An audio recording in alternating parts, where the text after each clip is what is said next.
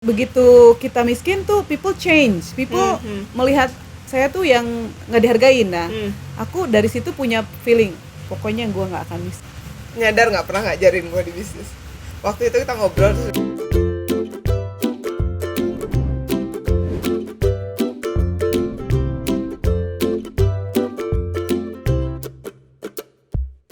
hi there, welcome to my channel. Meet ordinary people with extraordinary stories. If you like this video, hit the like button. And if you want to see more, press the subscribe button as well. Enjoy! Henny Nurhaini Smith. Ya, gitu. Asli orang mana sih? Saya aslinya orang Sunda, lahir di Garut sebetulnya. Cuman lahir aja di Garut, lalu dari SMP umur 13 tahun saya sudah pindah di Bandung dan menetap di sama Bandung. Keluarga semua? Iya, semuanya pindah ke Bandung. Terus udah gitu menikah dengan Adrian Smith. Ya. Jadi namanya jadi Smith. Jadi Smith. Gitu. Nah, mempunyai putri 2 kan ya? Iya, betul. Terus berarti ketemu di Bandung dong? Iya, waktu itu tahun 2000-an lah ya, saya ketemu suami saya hanya berkunjung ke Indonesia loh. Jadi tidak pernah menetap di Indonesia. Mungkin cinta pada pandangan pertama kali ya. langsung kayak klik gitu. Jadi holiday apa kunjungan kerja? Dia lagi ada kunjungan kerja. Oh, kunjungan kerja ke ITB. Terus saya lagi ada event, karena dari dulu saya sebetulnya kan event organizer. Nah, ketemunya itu di salah satu hotel di Bandung. Waktu itu saya lagi mengorganize event dan Adrian itu stay di hotel tersebut. Jadi sebelum ketemu apa nih manggilnya Mas Adrian? Mister Bapak Mister ini berarti emang udah main sendiri, bisnis sendiri. Ya, saya sebelum menikah sudah punya company sendiri, event organizer. Satu Komunika Indonesia dan sekarang sudah 20 tahun. Masih. Orang kan taunya kalau menikah dengan bule, ya kan? Betul. Udah bawaannya udah enak katanya. Nah, itu gimana tuh? Ya, itu memang persepsi lama ya. Menurut saya banyak yang bicara, wah aduh enak banget kawin sama bule. Ya, semua juga menikah tuh ada enak ada enggaknya. Tapi sebetulnya jadi saya sebelum menikah juga saya sudah punya company, Satu Komunika Indonesia itu, lalu menikah dan tetap bekerja gitu loh. Jadi saya menikah dan pindah ke Inggris saat itu. Tapi ya memang betul tadi banyak orang persepsinya seperti itu. Tapi ignore aja lah. Tinggal di Inggris berapa lama? Saya sih on and off. Tinggal di Inggris itu totalnya 7 tahun. 7 tahun tuh berarti company tetap berjalan? Company tetap berjalan, walaupun kalau pas saya pergi lebih slow down, tetapi tetap menjalankan mengorganize. Jadi event organizernya itu adalah kayak meeting, lebih conference seperti itu. Tetap dijalankan oleh kru yang ada di Bandung. Seperti yang tadi bilang, banyak banget orang yang menikah sama foreigner, notabene ya udah lu udah ikut orang bule enak gitu. Kenapa lu harus melakukan bisnis? Kenapa? Atau enggak notabene kita di-judge-nya kayak gini, iyalah punya bisnis lakinya bule. Ya, benar. Sangat. Ya, boleh diangkat, saya soalnya banyak pengalaman. And what's your opinion about that? Alright. Betul tadi, bener banget yang dibilang bahwa oh iya kawin sama bule enak banget. Padahal sebetulnya challenge juga ya, karena jangankan kawin dengan orang asing yang benar-benar berbeda budaya. Dengan orang yang beda budaya, misalkan orang Sunda kawin dengan orang Batak juga tentu ada perbedaan. Apalagi dengan menikah dengan orang asing yang betul-betul. Nah, itu juga challenge sebetulnya. Jadi kita harus mengerti the way of their thinking, way our thinking, family thinking dan sebagainya. Ya, itu sebetulnya challenge yang harus kita gali ya, dan kita understand. Penyesuaiannya juga luar biasa. Ya. Mungkin kalau orang biasa kawin mungkin 2 tahun, kalau kita 5 tahun kali ya. Adaptasi karena kan juga kan adaptasi dengan kehidupan bagaimana mereka itu take some time sebetulnya. Nah, dalam bisnis banyak berperan nggak? Kalau suami saya tuh sama sekali tidak mengerti bisnis. Jadi bisnis betul-betul memang natural saya, dan memang dari my family side, my father dulu businessman, jadi mungkin itu dari sisi saya. Cuman berperannya sangat penting dong faktor suami, Iya. karena dia bener-bener trust me. Jadi dia betul-betul mendukung bisnis saya. Betul apapun yang menurut saya, oh ini kayaknya ini bakal bagus deh. Nggak yang bilang enggak, ya silahkan aja dicoba, dan dia prinsipnya mendukung sekali. Itu yang menurut saya wise ya. Bahkan begini, suami saya boleh dibilang ya kerja di suatu perusahaan prestis sebetulnya di oil ya. Lalu karena saya udah biasa dari kecil kerja, my parents, saya ditinggalkan orang tua itu waktu saya SMA. Ya, jadi I have no parents since there. Jadi saya kerja keras dari dulu. Lalu udah biasa kerja keras dan punya company, tiba-tiba tinggal dengan orang asing yang mapan ya. Sebetulnya easy life, tapi karena jiwa saya memang jiwa pekerja, jadi aku nggak bisa, kayaknya nggak kreatif gitu loh. Dan kenapa nggak ditinggalin aja, udah pindah aja ke UK? Nah itu semua orang bilang kayak gitu, ngapain? Tapi kayak yang I have to do something, jadi kayak hunger, I need to do something that I have to create. Jadi kayak nggak bisa, itu udah. I wish I'm just only like housewife gitu ya, nyonya rumah atau apa. Tapi ternyata ya memang mungkin jiwanya saya nggak bisa. Lalu saya pulang ke Indonesia. Dan saya bilang ya udah silahkan aja kamu di sana, saya maksimal menjadi ibu rumah tangga tuh bisanya cuma 2 tahun. Selanjutnya aku I need challenge gitu loh. Akhirnya saya pulang ke Indonesia dan dia meninggalkan pekerjaan yang sudah mapan demi pulang ke saya dan mendukung dan jadi menjaga anak. For me that's amazing. Nah ini perbedaannya nggak banyak sih orang Indonesia begini, tapi that's amazing gitu loh. Seorang laki-laki yang meninggalkan pekerjaannya yang dalam posisi yang nice hanya untuk menjaga anak, amazing. Jadi support each other. Untuk sebuah relationship ternyata ya perlu pengorbanan. Waktu saya pengorbanan menjadi inem ya di sana. Juga waktu tapi cuma 2 tahun inemnya. Tapi ngelahirin sendiri loh. It was nobody there, kita lagi baby blues tinggi dan sebagainya. Itu amazing. Kita mengadaptasi dengan tiba-tiba saya di luar negeri yang no family, asing, bahasa Inggris kita kan juga pas-pasan ya, maksudnya saya nggak ada formal education English, tiba-tiba datang ke sana, you have to live with it. Nah itu juga cukup perjuangan bagi saya, dan suami saya melihat itu juga, bahwa istri saya datang ke sana mau mendampingin saya berjuang, melahirkan sendiri. Boro-boro ya di sana semuanya everything. Nggak ada neni di sana. Nggak ada ya neni kalau kamu kawin sama lo. Berarti udah berapa tahun? Udah 19 tahun. Sweet terus ya? Iya, kayak yang apa ya, mate gitu ya. Jadi kayak bener soulmate itu bener-bener. Jadi awalnya hanya perkenalan kita tuh perkenalan cuma 2 minggu, 2 bulan kemudian menikah. Amazing, 19 years. Otomatis kan saling mendukung. Yeah. Dalam karir punya masing-masing bidang gitu kan. Pernah nggak ada satu keputusan yang gue salah nih dan suamimu udah memperingatkan itu bahwa lu ini salah gitu? Iya pernah. Jadi karena bisnis merasa gue jago and then greedy, right? Saya memutuskan untuk bisnis lain di luar dari yang kemampuan. Aku udah dibilangin sama saya, please don't do that ini. Tapi karena greediness dan gua merasa jago, akhirnya memang kolaps sih. Dan untungnya dia tidak berkepanjangan. Seorang Henny pernah kolaps? Iya, pernah jual 1 rumah, pernah nggak punya duit. Jadi kita tuh dalam bisnis tidak semuanya mulus. Ada saatnya diperingatkan juga, ada saatnya memang bukan core-nya saya ingin masuk. Jadi sejak itu akhirnya saya memutuskan hanya bisnis yang sesuai dengan knowledge saya. Gitu. Jadi nggak bisa greedy ya sana kesini. My knowledge is service, yang hospitality. Nah aku bidangnya hanya di hospitality saja, dan alhamdulillah sampai sekarang berjalan. Dan naik laginya gimana?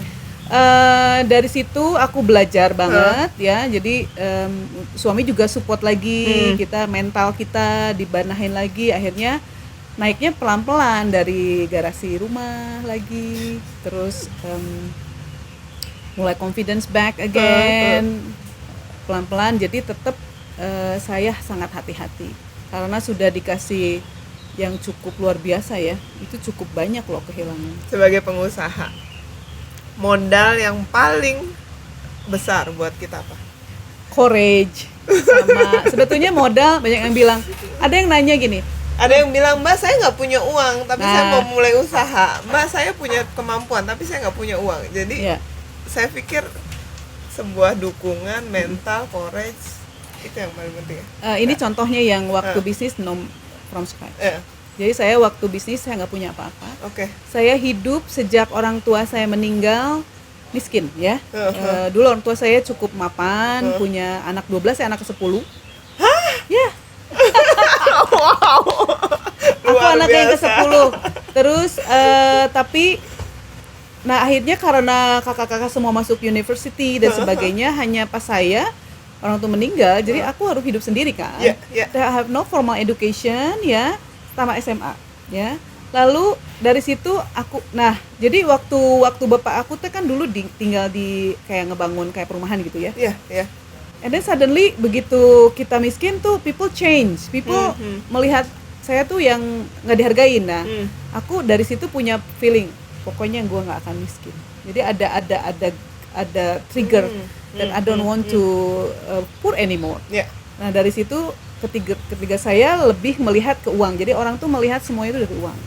Oke. Uang. Pokoknya gue mau kaya, nggak mau miskin lagi, nggak mau dihina orang. Sampai akhirnya ketemu suami yang merubah sebetulnya view of life, dan tinggal di luar negeri itu yang juga merubah itu. Huh. Gitu. Jadi lah lumayan.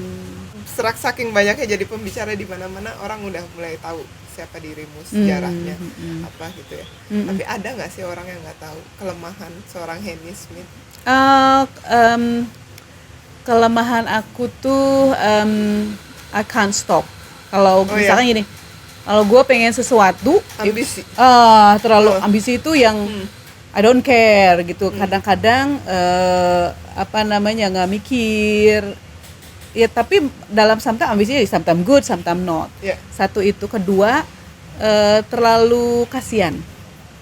Terlalu kasihan sama apa ya, employee ya. Jadi kadang-kadang sebetulnya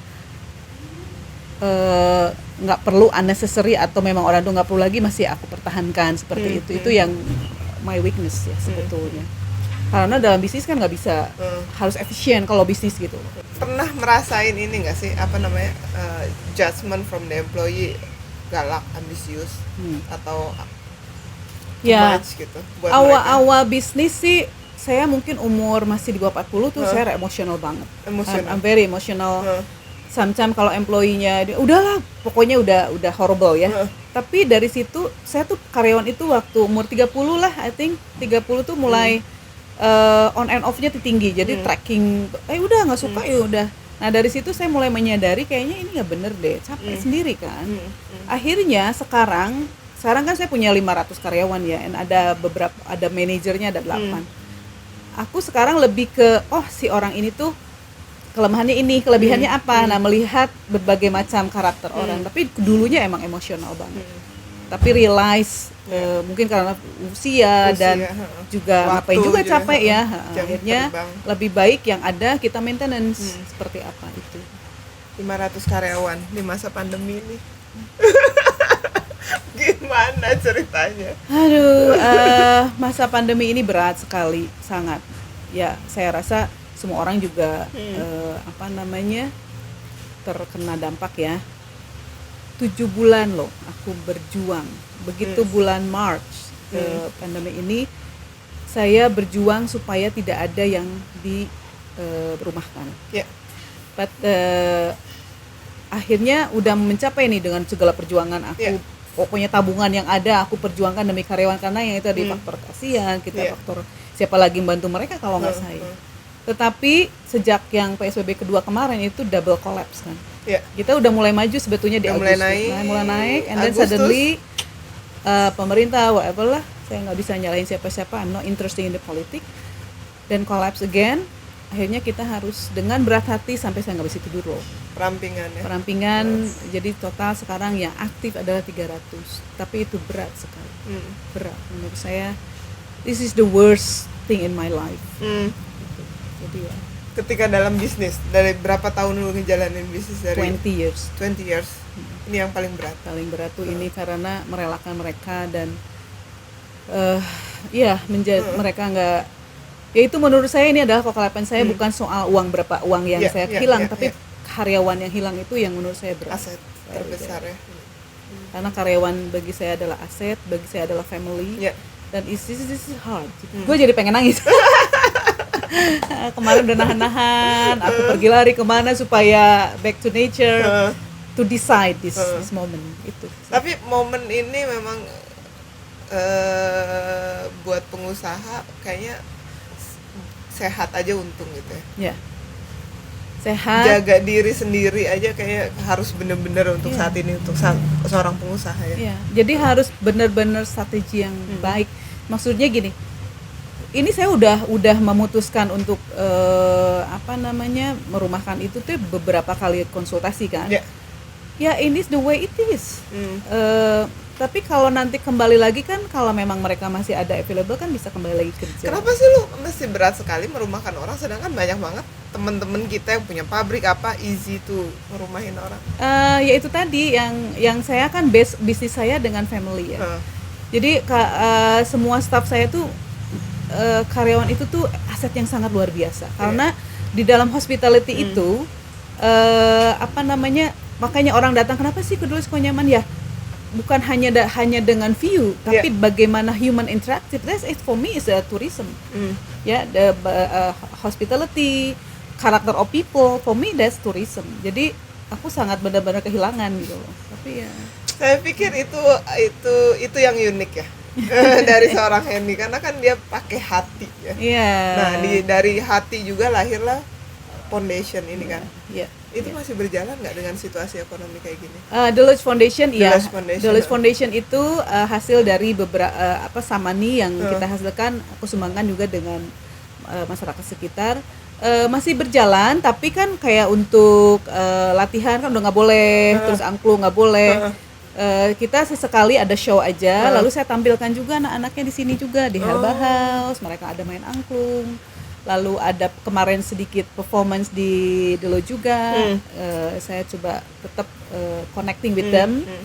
Lalu di Labuan Bajo kan ada juga tuh di Flores, tetap berjalan. Kalau di sana tetap berjalan, walaupun ngos-ngosan ya, tapi saya bilang kita udah memulai, susah lagi kalau kita stop, karena ya aku nggak mau semangat mereka down ya gara-gara ini. This is hard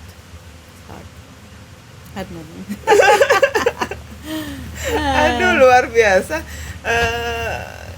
Ya di tengah-tengah harus mempertahankan employee, lu harus mempertahankan yayasan dan Dulux Foundation juga gitu kan. It's actually not about the money ya. No. Kalau mungkin kadang-kadang seorang pengusaha saat ini tuh saya yakin frustasi banget. Kita mau melangkah, mau ada event nggak boleh. Mau maju lagi dikit, tutup lagi. Kan kadang-kadang mendingan gue tutup aja, bener nggak? Pasti betul, kan, betul. juga punya employee banyak. Pengennya udahan aja, tapi kan nggak bisa begitu. Life, kalau selama saya masih sehat, selama aku masih bisa berjuang, saya akan berjuang. Jadi nanti, hopefully all this pandemic over, we bounce back. Sekarang adalah sabar dan strategi yang baik. Nih, Herbal House juga lahir pada saat pandemi. Betul. Gimana ceritanya? Ceritanya gini, ini kan sebetulnya kantor ini kan kantor kan, dulu kesini kan pernah sebagai kantor, terus tiba-tiba corona melanda di bulan Maret. So what to do ya? Aku udah supaya memberikan semangat ke mereka, lalu aku bikin namanya Tat for Hope, right? I think kamu order juga kan. Tat for Hope itu aku bikin di masa pandemi ini supaya saya bisa membantu anak-anak itu. Bukan anak-anak tadi, lebih ke guide. Jadi lebih ke pemandu wisata. Mereka kan nggak punya bosnya siapa. Aku bikin pertamanya sih cuma 100 kue ya. Tiba rame dan sebagainya, mungkin momennya tepat lagi mau lebaran. Akhirnya terbikin kue 1.200 dalam 2 minggu. Nah dari situ lahirlah, ini enak loh kuenya, kenapa nggak buka restoran aja? Nah mulai mikir kan, capek kan. Buka kafe itu is, right? It's not easy, right?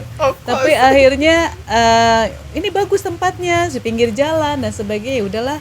Nah lalu aku di Mulberry itu kan nanam herbal. Saya nanam herbal sebelum corona. Jadi kita banyak banget herbalnya. Kenapa? Awalnya nggak dijual? Nggak dijual juga untuk tamu yang nginep di sana untuk melihat taman herbal kami.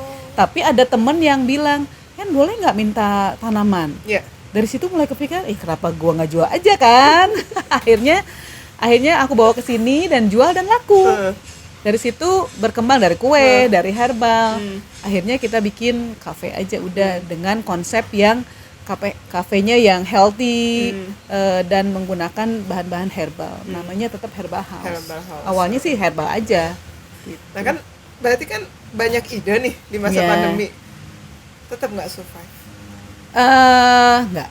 Karena kebanyakan karyawan. Tetap karena daya beli masyarakat juga cukup menurun, apalagi sekarang second wave of corona ini cukup sangat berat. Jadi harus gimana ya? Kita coba bertahan dengan strategi yang benar itu aja. Strategi apa di saat kayak gini? Yaitu tadi diam. No, nggak bisa menunggu. Kita harus ya online ya, tapi kan online juga everybody do online. Itu juga berat tapi membantu sebetulnya. Jadi online terus tetap kreatif, misalkan membuat event tetapi yang tetap ikutin protokol kesehatan. Ya karena kan ada event nggak boleh lah. Ini segala nggak boleh, tapi tetap kalau kita ngikutin sesuai dengan langkah-langkah pemerintah saya rasa cukup survive. Cukup oke lah. Ya, kita bisa lebih bertahan dari aja. 50 orang oke lah ya. Iya, nggak boleh lebih. Dengan Pak ngomongin semuanya udah nih, anak lagi di mana? Nah ini juga gara-gara corona aku nggak bisa nengan. Anakku yang pertama sekarang di Inggris ya, di UK. Dia lulus kemarin di bulan April. Nah dia merasa, Mam saya udah kerja keras 2 tahun, I have to go karena anak saya keterima di marine biology. Anak saya sangat concern terhadap conservation alam seperti saya lah ya, kayak alam dan sebagainya. Dia keterima di 5 university UK. Ya, jadi dia memilih mana yang terbaik. Ternyata dia pikir Southampton is the best for marine biology. Jadi sekarang dia di UK, di bulan Juni berangkat, lalu kuliahnya baru kemarin kan. Nah, during 3 bulan itu ngapain? Anak saya kerja di kafe. Mam, aku mau extra money. You have to work. Maknya banyak duit, ngapain? biar belajar. Pokoknya gue jatah, anak saya kan jatahnya misalkan sekian uang ya. Terus dia pengen lebih, ya udah aja kerja. Jadi dia kerja kemarin 3 kali sehari. 3 kali seminggu. Kerja di kafe kan boleh ya kalau di sana. Sedekat apa sih di tengah-tengah lu bisnis, lu melakuin banyak hal buat orang gitu, ke anak sendiri sedekat apa? I always be with them during evening, weekend saya selalu spending time with them. Kalau saya lagi sibuk, lalu saya selalu pergi holiday bareng. Dan melupakan semua pekerjaan. Karena best moment dengan anak itu sebelum mereka pergi. Dan setelah itu they not us anymore. Jadi menurut saya sesibuk apapun kita tetap keluarga saya adalah nomor 1. Karena kan dua-duanya cewek nih, ya kan? Dua-duanya udah gadis lagi, cantiknya luar biasa, ya kan? Udah punya pemikiran sendiri. Betul. Ada konflik nggak? Ada banyak, karena kita kan mendidik anak secara internasional. Bapaknya internasional, and then we'll be living internationally. Lalu sementara kita yang sangat Asia banget. Nah, jadi kalau kadang-kadang gini, jangan pakai baju itu ya. Ngejawabnya kan, this is my body, why you tell me what to do? Kayak gitu. Nah, kita harus mengerti kan kalau kita sebagai orang tua ya, si anak ngejawab tuh orang Asia kan nggak boleh ngejawab. Nggak boleh. Tapi mereka menjawab. Karena kita menyekolahkan mereka untuk speak out, right? Sekolah di internasional, open mind. Nggak disadarin kadang-kadang sama orang tua. Jadi akhirnya saya sempat setahun sedikit berantem terus sama yang gede ya. Lama-lama aku harus mengerti pemikirannya mereka. Mereka bicara bukan berarti menantang, tapi yang ada di pikirannya diungkapkan. Gitu. Jadi itu yang tidak ada di budaya kita. Nah, budaya kita kan ya udah lu kalau ngomong, coba kalau misalkan orang tua kita ngomong paling menggerutu kan. Misalkan kenapa sih ini harus nyuruh-nyuruh kita, bener. Kalau mereka kan diungkapkan karena kita mendidik mereka untuk tapi kitanya sendiri nggak terima. Itu lama perlu proses setahun. Akhirnya suami saya bilang, Henny,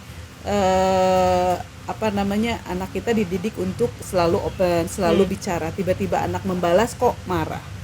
Kitanya yang harus mengerti, kamu yang harus mengerti. So I understand that. Sekarang aku sangat dekat, apapun yang apa namanya, cukup dekat lah ya. Saya nggak tahu kan anak suku punya rahasia. Ini kalau dia kerja nih, itu idenya dia sendiri atau? Ya. dia Aku sih sendiri. yang coba kamu cari kerja. Kebetulan ada ponakan yang ada punya kafe juga di sana. Coba cari kerja sehingga kamu cari pengalaman. Kan biasanya Mami. orang terus ini order dan sebagainya kan. Begitu dia keluar dari rumah tuh it's amazing. Jadi anakku dewasa banget. Dewasa banget. Yang gede, yang kedua lebih ke dance, dia kesenangannya dance, dan seni ya, sebagainya. seni. Lebih ke situ. Next project katanya. Next project, Udah jangan banyak-banyak bisnisnya, iya, nanti gua bener. nggak kebagian. Kebagian. Banyak yang bilang banyak Nggak banget. mau. Next project sih aku pengen mengembangkan lebih ke culture ya. Kita ada beberapa project yang mau take over salah satu museum. Nanti biar wawancara lagi, jadi harus dirahasiakan mana museumnya. Yap, Tapi siap. si museum ini itu punya, oh my god, collectionnya yang amazing. 400 years old collection. Indonesia di Indonesia dan di Jawa Barat. Hah, Nah, aku pikir this is something I need to show to people ya, karena orang-orang nggak tahu, aku juga nggak tahu, tapi gue ngelihatnya gila banget. Ini Oh, ya? ini something interesting. Berarti bekerja sama pemerintahan. Iya, nah, kebetulan ini kalau yang ini lebih ke private ya, lebih ke kerajaan. Jadi oke. mudah-mudahan walaupun kondisi begini kita tetap ada sesuatu ya yang harus dikerjakan gitu. Dream, hope, semangat. Aku tuh pernah diajarin. Ya. Nyadar nggak pernah ngajarin gue di bisnis. Waktu itu kita ngobrol terus dia bilang, ya aku mau coba ini, terus dia bilang, Rere coba sendiri di bisnis. Gue bilang kenapa? Kenapa yang sekarang kan anak muda banyak nih kolaborasi, Yeah. terus ownernya bisa 5-an, 7-an gitu. Terus dia bilang kalau kamu bisa sendiri, kenapa nggak sendiri? Betul. Gitu. Itu tuh jadi pegangan gue loh. Cool. Terus gue bilang ya oke, kalau gue nggak kenapa gue masih banyak orang gitu, Betul. kenapa gue nggak sendiri? Waktu itu jawabanmu adalah ya kadang-kadang gue keras kepala gitu, jadi banyak kepala akan menghambat lu betul. dalam segala hal gitu. Bisa nggak itu di? Oke, ya sebetulnya kalau saya tuh nggak pernah, ini karena karakter ya, kita terbalik lagi ke karakter. Kalau memang lu karakternya bisa untuk mengerti atau cool dengan Yeah, pendapat yeah. orang is okay. Tapi Yeah. ini karakter saya itu saya bossy. Jadi kalau saya lebih baik bekerja dengan sendiri. Walaupun tetap ada apa namanya staff yang Yeah, bantu yeah, ya. yeah. Tapi kalau misalkan kita kerja sama dengan orang yang itu tadi bilang, saya nggak mau friendship atau apa tuh rusak gara-gara bisnis. Jadi lebih baik kalau memang saya kan I'm not good with organization, kan some people like that ya. Yeah. Ada orang yang ya udahlah biarin aja, nah it's fine. Tapi bagi saya atau Rere yang saya tahu karaktermu yang cukup meledak-ledak, mendingan you on boss, jadi pekerjakan saja mereka kalau memang bisa. Jadi itu sih sebetulnya tips kalau yang tipikal kayak gue atau kayak dia. Tapi gimana dengan generasi yang sekarang yang kayak keroyokan gitu? Ya, I think it's okay. I think It's okay. it's cool juga, reduce risk ya. Kalau misalkan kita mau bikin satu bisnis 5 miliar misalnya, 5 orang kan cuma semiliar, right?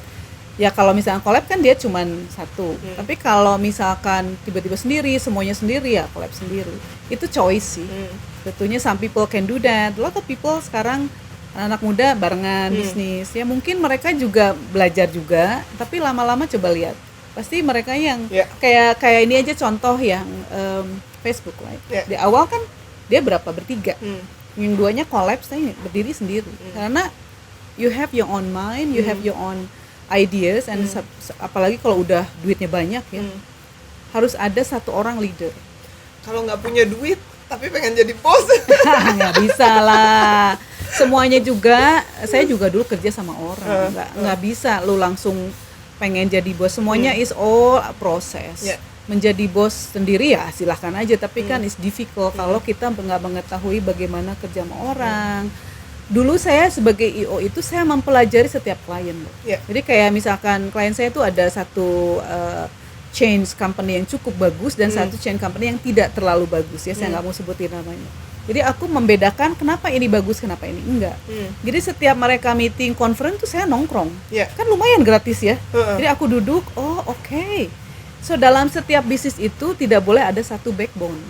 Jadi harus ada, misalkan lu punya produk 3 nih. Iya. Ya jangan mengandalkan si satu produk ini, harus ada produk lain pendukung dan semuanya harus bagus. Sementara yang si company ini hanya mengandalkan satu backbone bisnis, sehingga once dia collapse semua. Jadi kayaknya apa ya, jangan naruh uang di satu ember lah. Iya. Mendingan ada ember-ember yang lain yang Mendingan gayung gitu, Ya, tapi banyak gitu ya, ya. betul. Daripada ember tapi satu. betul. Oh. Jadi dari situ saya belajar banyak. Oh ternyata misalkan si Dulce itu kenapa sih kok ramai banget ya? Dan sustain gitu Iya, ya. iya. Kalau awal-awal of course lah, namanya tahun 2017, 2018 tuh kita sampai 1,5 juta pengunjung. Tapi lama-lama kan orang juga, namanya orang baru lah pasti lu mulai ditiru gitu. Tapi kita tetap bertahan loh. Kenapa? Karena backbone-nya banyak. Jadi kita itu tidak on satu ya. Jadi kita ada alamnya, kita ada camping, ada restorannya enak, ada fotonya Karnaval juga. tiba-tiba. Iya, tuh. Jadi harus semua ada pendukung-pendukung yang lain. Jadi kalau sekarang itu maybe daily visitornya berkurang, tapi yang camping rame banget. Jadi kita ada support satu sama lain gitu. Nggak interesting gitu masuk politik. No, lebih baik ini kalau memang saya dikasih kesempatan punya uang banyak, lebih baik saya membantu dengan foundation. Itu yang menurut saya juga bisa cukup powerful ya. Kita organize suatu foundation, membentuk masyarakat yang baik, dan itu juga menurut saya itu lebih. Pernah ditawarin di politik? Ya ada, pernah ditawarin juga, tapi I'm not interesting at all. So forget it. Why? Kan bisa merubah banyak satu kebijakan gitu. I don't know, saya nggak terlalu, ya tadi saya tuh orangnya nggak suka yang dealing with susah untuk karena yang stubborn ya. Kalau di politik saya rasa harus punya yang banyak fleksibelnya. Flexibility and gitu, yang walaupun hati saya nggak kan kalau dalam politik mungkin ya saya nggak tahu harus sementara kalau saya nggak tuh saya terlalu black and white banget. Jadi kalau nggak ada gray dalam hidup saya, jadi yes or no. I don't think politik Take it can or do leave it. Yeah, that's it. Kegalauan sebagai pengusaha yang kita hadapin kan banyak ya. Banyak banget. Itu gimana cara calm down? Walk. Hah? Jalan kaki. Jalan kaki? Saya sekarang lagi jalan, jadi kayak sebetulnya dengan jalan kaki itu kita bisa ngelihat world different way, right? Jalan kaki, atau kamu kan suka running juga, tapi mungkin jalan kaki lebih, kalau run kan run ya, you can't really see what's around, tapi kalau jalan kaki lebih relax dan lebih lihat ke alam. It's so beautiful, everything so beautiful when you walk and look around ya. Jangan nggak yang rush juga harus gimana. Terakhir saya jalan 50 kilo di Bali ya. Amazing, dan gini ya. Kayaknya kita tuh kayak, aduh corona tuh gimana gitu ya. Begitu kita di sana nyantai aja kali. Di kampung lagi yang terus nggak ada yang pakai masker. No pakai, dan mereka juga ya udah, mungkin ini hanya sebagai kita harus cooling down. Jawaban mereka begitu sama semua. Dan di kampung-kampung mostly begitu. Ya udah, kita cooling down aja dulu. Terus yang kita pikir, oh ya kenapa gue juga riuh ya? Sementara dia with their life gitu. Jadi itu juga yang reflect back to me. Calm down. We are Itu sih kegalauan saya bawa ke jalan kaki. Bawa ke alam, balik lagi ke alam. Ke alam aja, mau jalan, mau kemana saya stressful saya bawa ke alam gitu. Terima kasih waktunya, luar biasa. Tim excited banget dari kemarin nih, yang ini nanyain terus. Kapan wawancara, dia bilang gitu. Thank you terutama so much. The Lodge Foundation-nya dia mau tahu banget gitu. Karena Irin nih hobinya jalan. Dia ke gunung 70 kilo. Wow, nanti kita bisa jalan bareng ya. Gitu, terus dia bilang, "Mbak, kapan kesini, gue bilang nanti, Bu, ini lagi ribet gitu. Thank you waktunya, kita udah lama banget janjian, akhirnya bisa. Henny Smith, hey guys, don't forget to like, subscribe, and share.